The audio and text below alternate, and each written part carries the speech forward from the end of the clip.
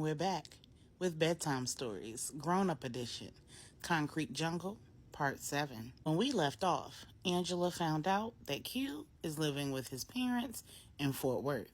Q's parents had an interesting conversation about his love life, and Q just ordered one of the world's most expensive bottles of wine while at dinner at the Mansion restaurant with Veronica. Veronica looked at Q and asked, "So, are you a regular here? Or are you acquainted with the maitre d' by some other means?"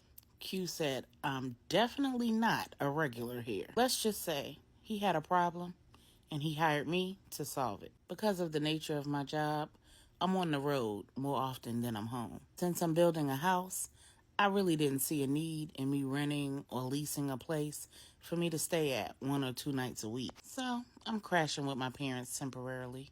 During my last conversation with him, during our business, he told me that the next time I was in town to book a room and let him know. Well, this weekend, I'm in town. I told him I needed reservations, and he made it happen. I made it clear that I had one caveat. I paid my own way. He paid for my services, and that was all that was required." Veronica asked, "So you regularly spend this much money on a bottle of wine?" Q said, "No, I don't drink." Veronica asked, "Then why did you just order a bottle of 1811 Chateau de Camp?" At that moment, the waiter returned, popped a bottle of wine, and proceeded to pour a glass for Veronica. When he turned to Q to pour his glass, Q placed his hand over it and said, "I have water." The server placed the wine bottle in the ice bucket and went to retrieve the water pitcher. Q looked at Veronica and said, "I do my research.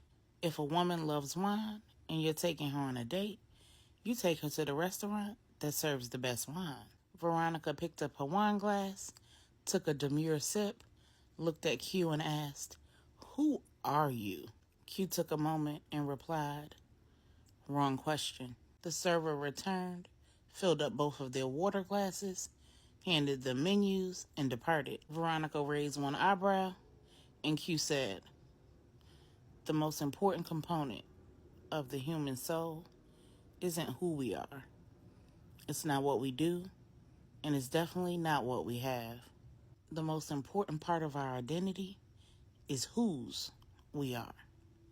"So whose are you, Veronica?" Veronica sipped her wine while contemplating the answer to the question, and Q reviewed the menu. He waved the waiter over, ordered for the two of them, and listened while Veronica attempted to provide an answer to a question that she'd never considered. As their meal was served, she enjoyed her wine. She told him everything from her life story, including details about her family, her previous relationships, her education, and her job. By the end of the evening, she'd shared her life goals, dreams, and aspirations, and never quite answered the question. Eventually, Veronica was sufficiently inebriated and ready to go back to Q's suite. Q escorted a giggly, flirtatious Veronica back to the suite, back to the bedroom, helped her out of her shoes and out of her dress, held her close, kissed her passionately, sat her down on the bed, and then went to his suitcase to retrieve a t-shirt. When Q returned to the bedroom, Veronica had already removed her undergarments. So, he slipped his t-shirt over her head, guided her down on the bed, pulled the covers up over her, turned the light out, and left her in the room. He walked into the sitting room of the suite, came out of his designer threads, hung them up in the closet, threw on some basketball shorts and an A-shirt, grabbed a blanket, and squeezed his 6', 3" frame on the couch. Meanwhile, in Houston, it's around 3 a.m., and Angela and Regina have had a girls' night in. They've been up all night like teenagers, watching rom-coms, drinking wine, and eating popcorn. They've laughed, cried, and talked about everything under the sun, from their marriages, their children, to their hopes and their dreams, while laying in the middle of the king-size bed in Angela's suite. Angela laid on her back and looked up at the ceiling and said, "Best friend, one day soon I think I'll be ready for love again. But every time I think about it, I feel like deep down in my gut there's some unfinished business that has to be settled first. I just don't know what it is. When I told you that I wanted Q to write me, and you showed up with all of those letters already written, I kind of felt insulted. In a sleepy voice, Regina said, Insulted? Why? Angela said, It was almost like he was saying that he knew I was going to want to hear from him again. So he just preemptively wrote them and went ahead and sent them. And then I felt like you were on his side. Regina said, On his side? What? Angela said, Yeah, because you just saved them like you knew one day I was going to ask for them. Felt like y'all were just assuming. I don't know. Either way, it took me months before I finally read that first letter. And when I did, I found out that none of that was true.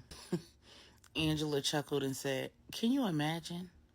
I literally told myself a whole story, and for months, I believed it. And then I allowed it to prevent me from taking action. From taking an action that I actually wanted to take. The day I read that first letter, I started on a journey.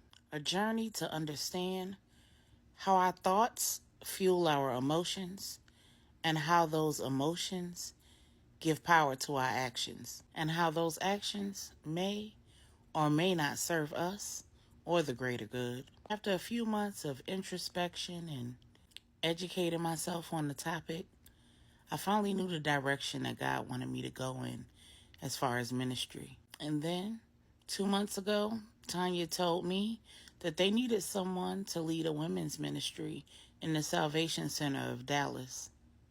She told me that she really didn't want to see me go, but if I was considering Texas, to call her cousin. He's the pastor of the Dallas church.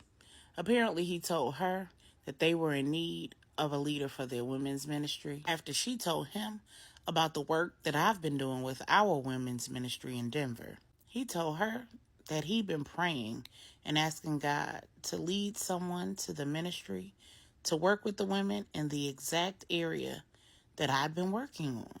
At the time, I brushed it off because I wasn't even considering Dallas. When Jeffrey told me about the property in Dallas and I saw the specs, I knew. So far, I've only read 3 of Q's letters. Well, I started the 4th one last night, but it seems like each one of the letters is pointing me to some lesson that God is trying to teach me. I feel like God is trying to prepare me for something. Whatever it is, the signs are all pointing to Dallas.